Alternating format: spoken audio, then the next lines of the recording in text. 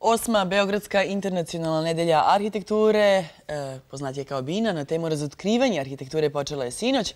Trajaće do kraja meseca. Renomirane arhitekte, studenti predstavit će idejna rešenja i realizovane projekte u kulturnom centru i u još nekoliko galerija. S druge strane, posle godinu dana renoviranja od sinoć ponovo radi ustanova kulture Parobrod.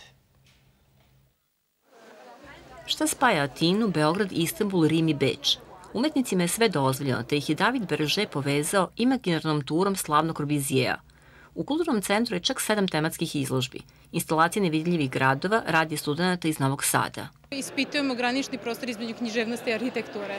Naš zadatak je bio da pretočimo te naše osjećaje u fizičku strukturu. Znači da na osnovu osjećaja koje dobijemo vezano za jedan grad, naš doživljaj tog grada, da ih pretočimo u maketu.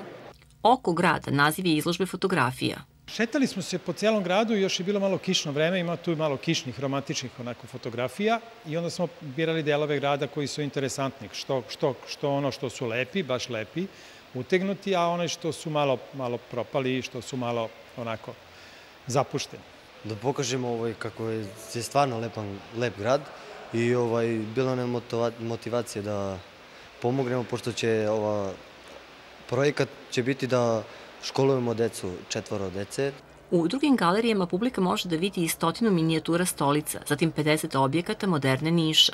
Neki finalni produkt od ove 4 izložbe treba da se pojavi naš arhitektonski vodič Niša, gde bi se obuhvatilo 100 najznačajnijih objekata koji su napravljeni od 1878. do 2012. odnosno od oslobođenja Turaka do danas. Sam arhitekta, tako da uglavnom idu na izložbe vezano za struku. Uvek su najposećenije šetnje kroz grad. Ove godine stručnjaci će pokazati šta spaja Savske obale, zatim tajne Beograda i zgrade Secesije. Za decu i studente su organizovane zanimljive radionice. A Parobrod se od sinoć ponovo zahuktava.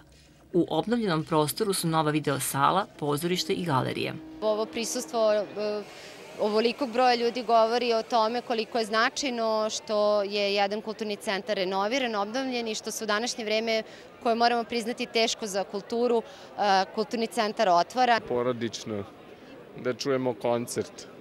Ovo je baš lepo što se događa. Mali Njujork u centru grada, eto toliko malo kažem i pozdravljam, bravo za Parobrod.